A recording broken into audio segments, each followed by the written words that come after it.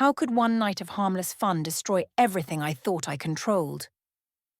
I went to the club to feel alive again, to prove I still had options. But when I turned around with another man's hands on my waist, I saw my husband's face across the dance floor, and nothing was ever the same again. I'm Clarimond Voss, and I have always believed that marriage should not mean the end of feeling desired, the end of excitement, or the end of proving to yourself that you still have options in this world. That night, standing in front of my bedroom mirror while Owen sat in the living room pretending to watch television, I chose the red dress with the low back and the hem that stopped just above my knees. The one that made me feel like I was 25 again instead of 33 and stuck in a routine that had become so predictable I could recite every evening like a script I had memorized years ago. I sprayed perfume on my wrists and neck, checked my makeup one last time and grabbed my small black purse from the dresser, ignoring the way Owen glanced up from the sofa as I walked past him toward the front door without saying where I was going or when I would be back, because I knew he would not ask, and I did not owe him an explanation for wanting to spend time with my friends and feel alive again. The rooftop bar was already crowded by the time I arrived, the kind of place with string lights hanging overhead and a view of the city skyline that made everything feel a little more glamorous than it actually was. And I spotted Kit and the other girls at a corner table near the railing, their laughter carrying over the hum of conversation and the low pulse of music from the speakers mounted along the walls. Kit waved me over and immediately pushed a cocktail across the table toward me, something bright pink with a sugared rim, and I took a long sip before even sitting down, feeling the tension in my shoulders start to loosen as the alcohol hit my system and the noise of the bar wrapped around me like a blanket.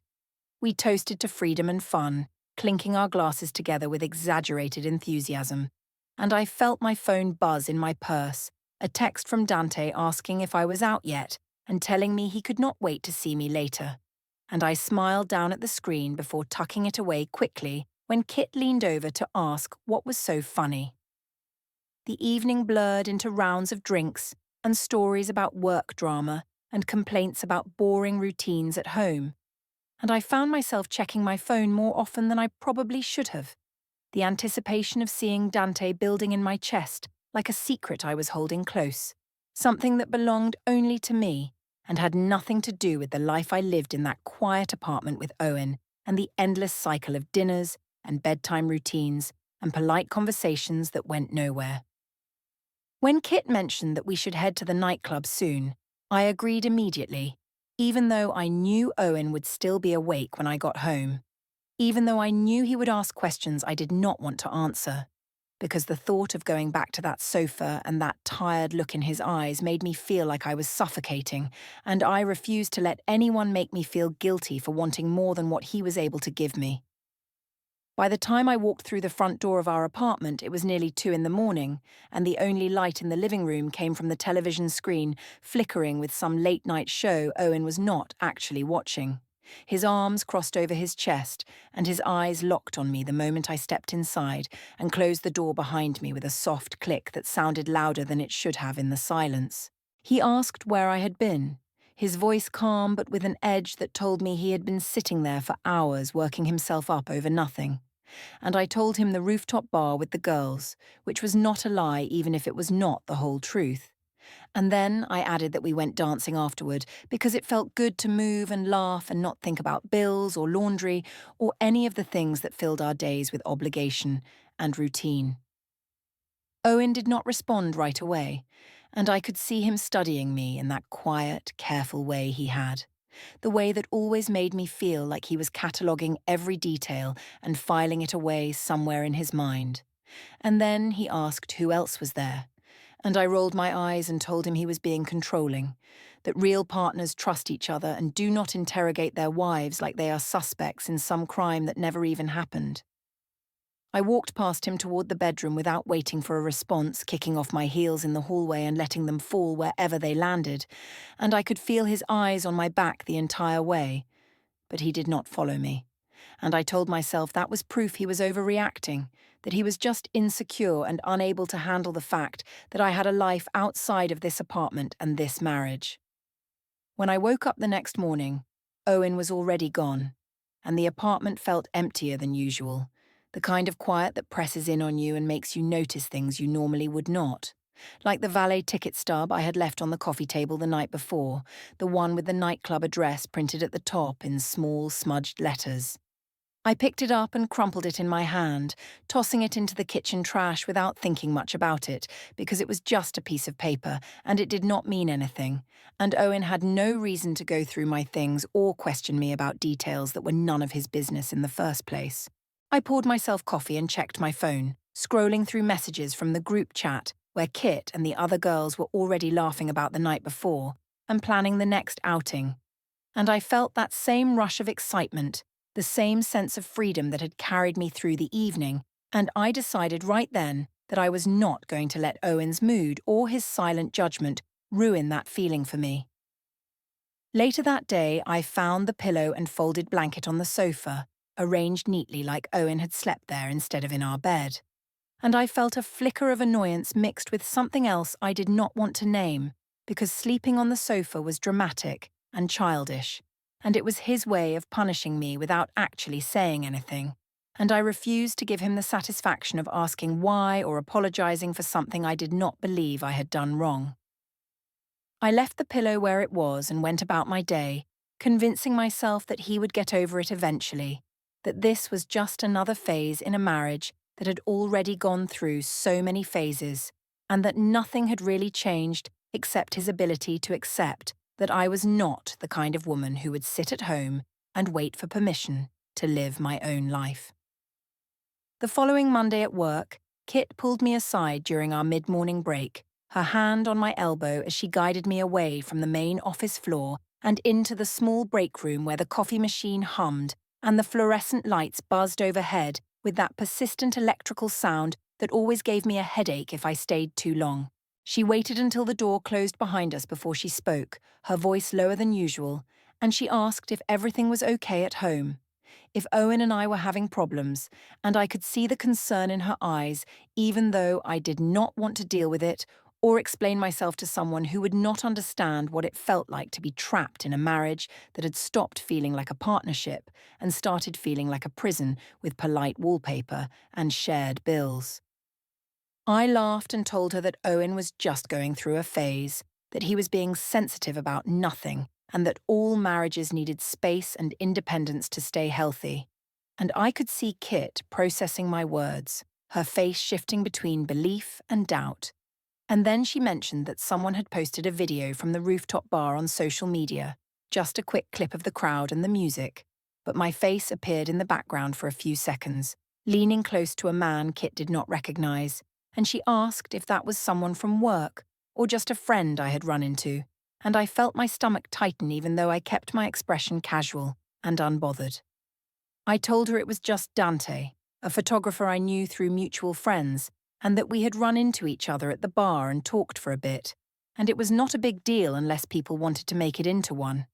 And Kit nodded slowly, but did not look entirely convinced, and I changed the subject quickly by asking about her weekend and the guy she had been seeing, and she let me steer the conversation away, even though I could tell she was still thinking about what she had seen in that video. When I returned to my desk, I pulled up my social media on my phone and found the post Kit had mentioned, scrolling through the comments until I saw myself in the frame, my hand resting on Dante's arm while we laughed about something I could not even remember now. And I felt a strange mix of pride and anxiety, because part of me loved that people could see I was still interesting and desirable. But another part of me knew that the more visible I became, the harder it would be to control the narrative if Owen decided to make an issue out of it.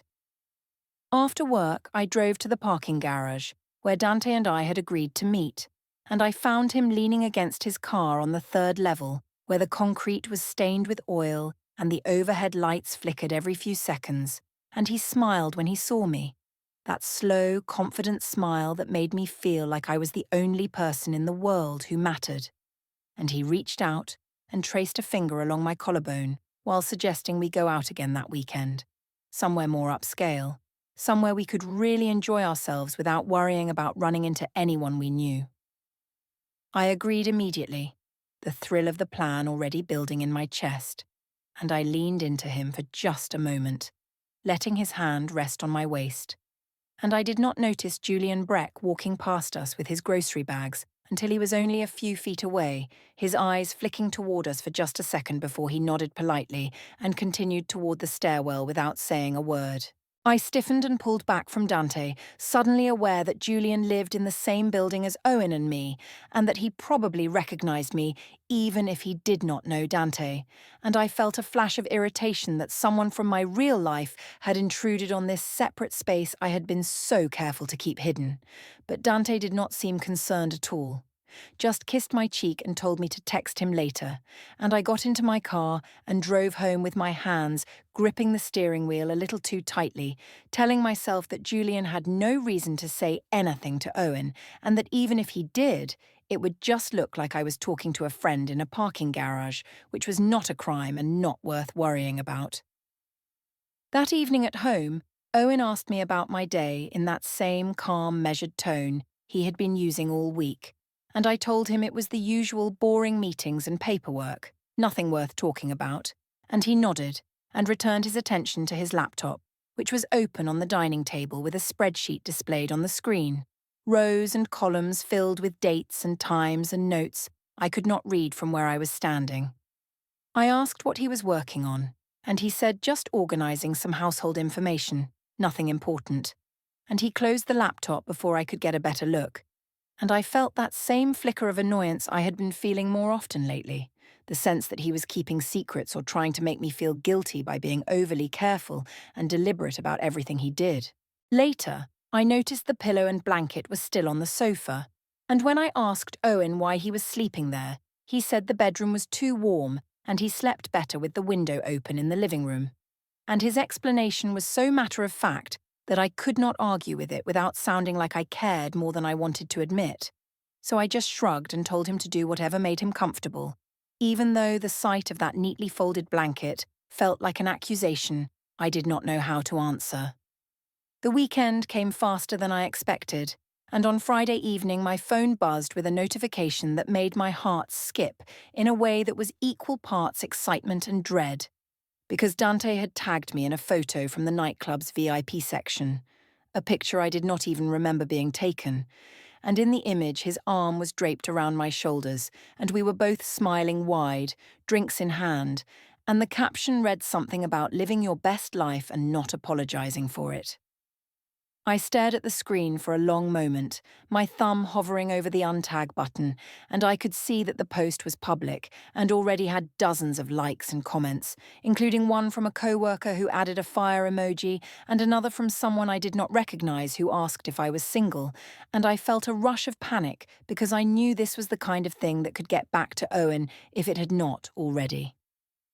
I quickly untagged myself and changed my privacy settings, but when I refreshed the page, I could see that the notification had already been viewed by 14 people, and I opened my messages to find 3 texts from friends asking if that was me in the photo and one from Kit that just said, "Clarimond, what are you doing?" And I closed the app without responding to any of them, my hands shaking slightly as I set the phone face down on the kitchen counter. When I looked up, Owen was standing in the doorway with his arms crossed, his expression unreadable, and he asked if I had plans that night, and I said no, just staying in. And he nodded once and walked back toward the living room without another word. And I stood there alone in the kitchen feeling like the walls were starting to close in around me, even though I had done nothing wrong. Nothing that any modern independent woman would not do if she wanted to feel alive and appreciated and free from the suffocating expectations of a marriage that had long since stopped meeting her needs. Saturday night arrived with a clarity that felt almost too sharp, and I spent over an hour getting ready in the bathroom with the door locked, applying makeup with more care than usual and choosing the black sequined dress that caught the light in a way that made me feel powerful and untouchable. The kind of dress that demanded attention and made apologies feel unnecessary. Owen was somewhere in the apartment, probably in the guest room or on the sofa, and I did not bother telling him where I was going, because we had reached a point where explanations felt like concessions I was unwilling to make, and I told myself that his silence was permission, or at least indifference, and that whatever happened tonight, was mine to own without his judgment, hanging over me like a cloud I could not escape. The nightclub was louder and more crowded than the rooftop bar had been, the kind of place where the music hit you in the chest before you even walked through the door. And I met Dante at the entrance, where a bouncer checked IDs and stamped wrists with ink that glowed under the black lights inside. Dante kissed my cheek and took my hand, leading me past the main floor toward the VIP section, which was roped off and elevated slightly above the rest of the crowd. And as we walked up the short staircase, I could feel eyes on me, strangers watching us with expressions that ranged from curiosity to envy, and I loved every second of it. The attention feeding something in me that had been starving for months in that quiet apartment with a husband who barely looked at me anymore. The VIP section had its own bar and seating area with low couches and small tables cluttered with bottles and glasses, and Dante ordered champagne without asking what I wanted, pouring me a glass and raising his own in a toast to freedom and living without regrets, and I clinked my glass against his and drank quickly, feeling the bubbles burn slightly as they went down and the music vibrate through my ribs in a rhythm that made it impossible to stand still. Dante pulled me onto the dance floor, his hands settling on my hips with a familiarity that should have felt too intimate but instead felt exactly right. And I moved against him while my friends cheered from the couches nearby, some of them holding up their phones to record the moment, and I smiled wider because I wanted them to capture this, wanted proof that I was still desirable and fun, and not the boring, stuck housewife Owen seemed to think I had become. The bass thumped so loudly that I could barely hear my own thoughts, and for a while I let myself disappear into the noise and the movement and the warmth of Dante's hands on my waist. And then I turned to reach for my drink on the nearby table and my entire body went cold because Owen was standing at the edge of the VIP rope, his arms at his sides and his face completely calm except for the tightness in his jaw, and his eyes were locked on me with an intensity that made the music and the crowd fade into background noise I could no longer process. I froze for a second, my mind racing to figure out how he had found me and what he was doing here, and then I forced a laugh and waved him over like nothing was wrong, like he was just another friend who had shown up to join the party, but Owen did not move, and the expression on his face told me that he was not here to join anything. He was here to witness something he had suspected for weeks and could no longer ignore. I walked toward him with my champagne glass still in my hand, my heels clicking on the floor even though I could not hear the sound over the music. And when I reached the rope, I asked him what he was doing here, trying to keep my tone light and casual, even though my heart was pounding so hard I thought it might break through my chest.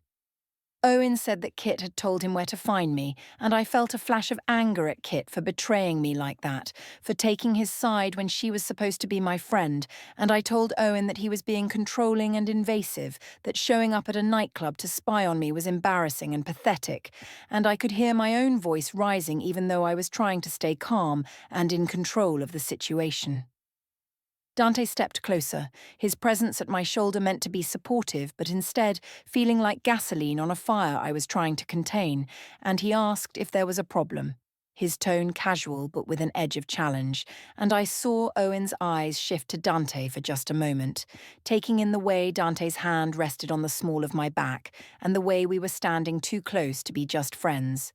And then Owen looked back at me and said quietly that he would not make a scene, that he just wanted to see for himself what I had been doing, and now he knew, and he turned and walked toward the exit without waiting for me to respond or defend myself or explain anything. I stood there with my mouth half open, unsure whether to follow him or let him go, and Dante squeezed my shoulder and said loudly enough for the people nearby to hear that Owen should learn to let his wife have fun, and the surrounding crowd laughed, some of them clapping or shouting agreement, and someone yelled that I should do whatever made me happy, and I laughed too, even though my hands were shaking and my stomach felt like it was filled with broken glass, because laughing felt easier than admitting that I had just been caught in a way that made denial impossible.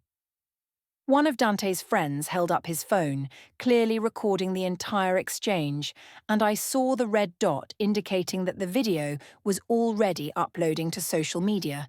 And I told myself that it did not matter,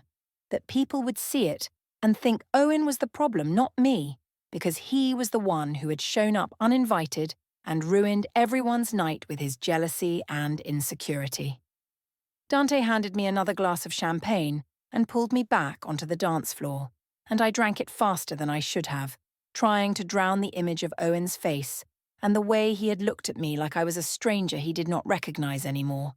And I danced harder and smiled wider and pretended that everything was fine, that I was winning somehow, even though deep down I could feel something shifting, some foundation I had been standing on starting to crack in ways I could not see but could definitely feel. By the time I checked my phone an hour later, the video had already been uploaded and tagged with the club's location, and the caption read, "Marriage drama at the VIP booth." And I could see that it had been viewed over 300 times, and the number was climbing, and the comments were a mix of people taking my side and people calling me cruel, and I locked my phone and shoved it back into my purse, telling myself that strangers on the internet did not know anything about my life or my marriage or what I deserved, and that their opinions did not matter because they were not the ones living in that apartment with a man who had stopped trying to make me happy years ago.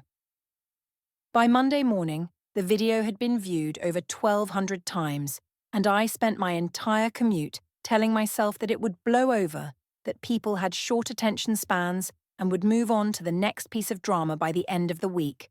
But when I walked into the office, I could feel eyes on me in a way that was different from before. Not admiring or envious, but something closer to judgment, and I kept my head up and my expression neutral as I made my way to my desk, refusing to give anyone the satisfaction of seeing me rattled by something so trivial.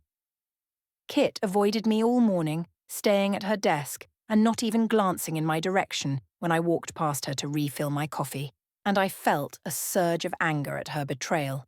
at the fact that she had told Owen where to find me, and then had the nerve to act like I was the one who had done something wrong.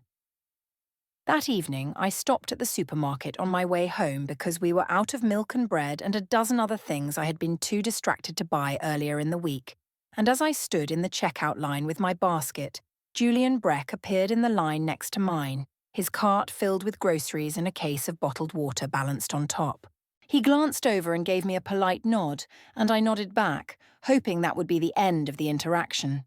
But then he moved closer and said in a low, almost apologetic voice that he had seen me coming home very late a few times over the past month, sometimes with a man who was not Owen, and he did not want to cause trouble, but he thought I should know that other people in the building had noticed too. I felt my face flush with a mix of embarrassment and anger, and I told him that what I did with my time was none of his business, and certainly not the business of nosy neighbours who had nothing better to do than spy on people through their peepholes.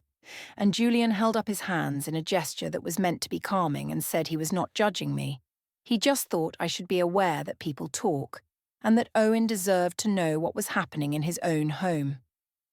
I wanted to tell Julian that Owen already knew, that we had an understanding, but the words stuck in my throat because they were not true, and instead I just grabbed my bags and walked out of the store without paying for half the items in my basket, leaving them on the counter while the cashier called after me and Julian watched with an expression I could not read. When I got home, the apartment was quiet, and I found Owen in the guest room folding laundry with a precision that felt almost aggressive, each shirt and towel smoothed flat and stacked in perfect piles on the bed. And I stood in the doorway and asked if he had a problem he wanted to talk about. And he said no. He was just organising his things because it made sense to keep his belongings separate now. I asked what that was supposed to mean, and he said it meant exactly what it sounded like. And then he picked up the laundry basket and walked past me into the hallway, his shoulder brushing mine in a way that felt deliberate. And I was left standing alone in the guest room staring at the empty bed and the neatly folded blanket that had become his permanent sleeping spot. Later that night, Sienna wandered into the bedroom where I was scrolling through my phone, her stuffed rabbit tucked under one arm and her eyes heavy with sleep, and she climbed onto the bed and asked me why Daddy was sleeping on the couch now, why he did not come into our room anymore at night to say goodnight to me before he went to bed himself. I told her it was just grown-up stuff, nothing she needed to worry about, and that sometimes mommies and daddies needed space to think about things. And she looked at me with those wide, serious eyes that children have when they know you are not telling them the whole truth. And she asked if we were going to get divorced like her friend Emma's parents did, and I felt a sharp pain in my chest that I pushed down immediately, telling her that everything was fine and she should go back to bed and stop asking questions that did not have easy answers. I walked her back to her room and tucked her in, but when I stepped into the hallway, I saw Owen standing near the living room with his arms crossed, and I realized he had been listening the entire time, and the look on his face was a mixture of sadness and something harder, something that looked almost like resolve. And he did not say anything, just picked Sienna's water bottle off the counter and carried it to her room.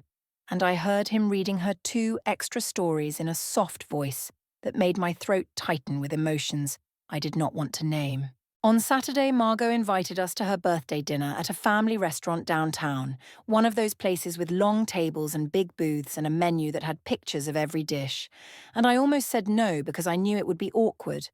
But Owen told me that Sienna wanted to go and see her grandmother, and I did not want to be the one who looked like the bad parent. So I agreed and spent the afternoon dreading the evening ahead.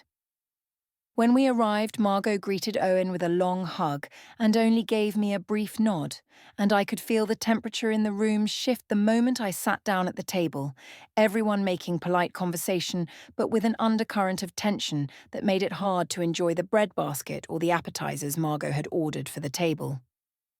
Halfway through dinner, Margot mentioned planning a family trip in the spring, maybe renting a cabin in the mountains or going to the beach for a week. And she asked if we would be interested in joining. And before Owen could respond, I interrupted and said that Owen probably could not afford it anyway. And then I laughed like it was just a joke, like I was teasing him the way wives do. But the table went completely silent, and I could see Margot's face harden into an expression I had never seen before, her eyes narrowing and her mouth pressing into a thin line. She stood up and asked me to step outside with her, and I followed her out to the parking lot where the evening air was cool and the distant sound of traffic hummed in the background. And Margot told me in a voice that was quiet but firm that I had crossed a line, that the way I spoke to Owen in front of the family was disrespectful and cruel,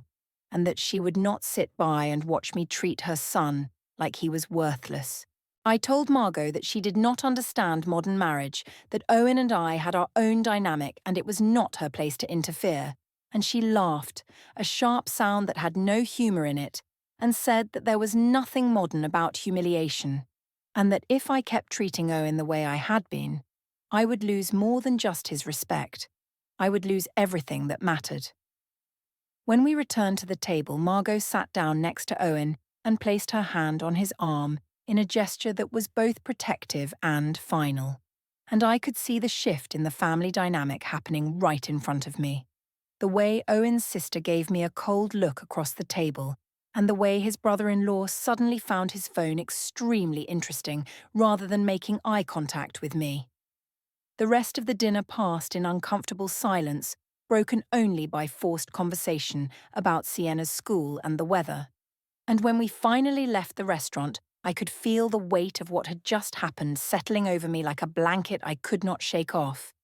But I told myself that Margot was just being overprotective and that she would come around once she realized I was not the villain she was making me out to be.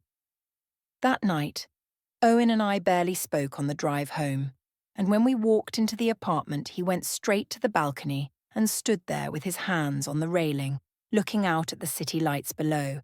And after a few minutes, I joined him because the silence in the apartment felt heavier than the conversation I knew we needed to have. I asked him what he wanted from me, whether he was going to keep punishing me forever for wanting to have a life outside of our marriage, and he turned to face me with an expression that was completely calm, almost eerily so, and he said that he was done trying to fix things, that he had spent months hoping I would come back to the person I used to be, but now he understood that person was gone, and he was going to handle matters his own way from now on. I asked what that meant, and he did not answer directly, just said that I would understand soon enough, and his tone was so flat and final that it made my stomach twist with something that felt uncomfortably close to fear, though I would not have admitted that to him or to myself. He went inside and closed the sliding door behind him, leaving me alone on the balcony with the night air and the sound of traffic far below, and when I came back inside a few minutes later, he was already in the guest room with the door closed, and I stood in the hallway staring at that closed door and wondering when everything had shifted so completely out of my control. The next afternoon, Owen left the apartment for 2 hours without telling me where he was going, and when I asked him about it later, he just said he had errands to run and did not elaborate, and I noticed that he had moved even more of his clothes into the guest room, his half of the closet now almost completely empty, except for a few dress shirts and a jacket he rarely wore. The dresser on his side of the bedroom was cleared off, all his personal items gone, and when I opened the drawers they were empty, and I felt a strange hollowness in my chest that I immediately pushed away by reminding myself that he was the one being dramatic, that I had done nothing to deserve this level of coldness and distance. Over the next few days, Owen's behaviour became even more deliberate and controlled, and I noticed small changes that individually seemed meaningless, but together painted a picture I did not want to acknowledge.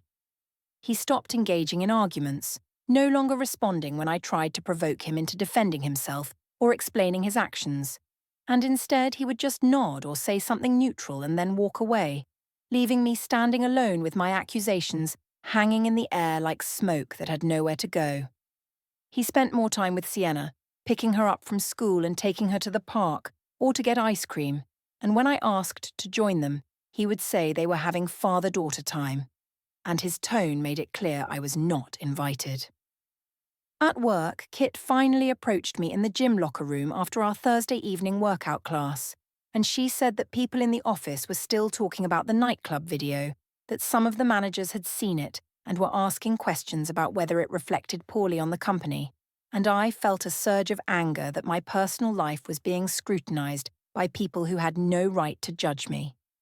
I told Kit that it was nobody's business what I did outside of work hours, and she said she agreed in principle, but that the reality was different, that perception mattered, and I was making things harder for myself by refusing to acknowledge how bad it looked.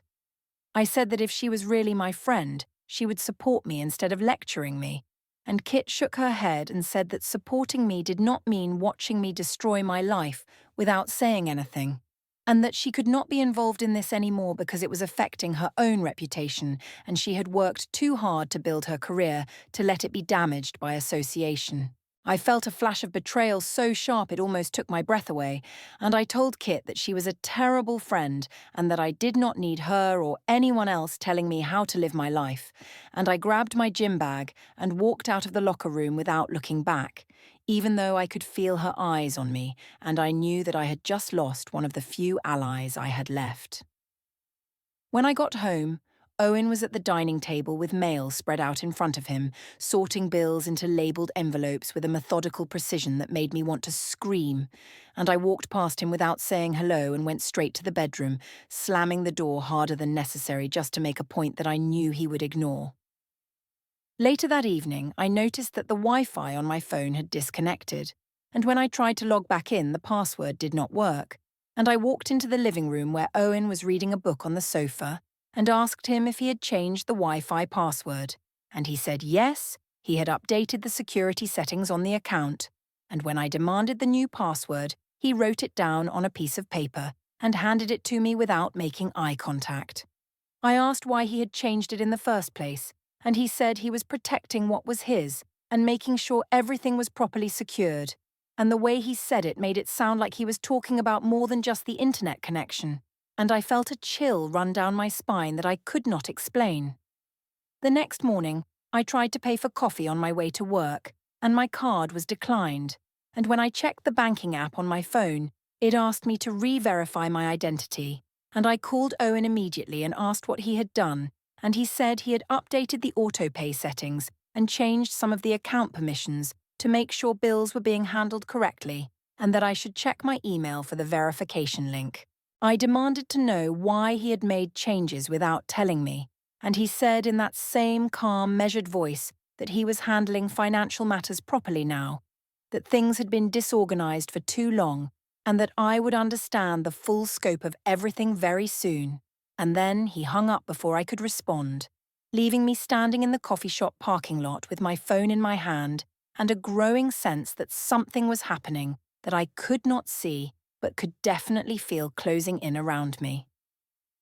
Monday morning arrived with the kind of bright, cold clarity that made everything feel too sharp and too real, and I drove to work with my mind racing through a dozen different scenarios about what Owen might be planning, but none of them prepared me for what actually happened when I walked into the office building and approached the lobby desk to sign in like I did every single morning.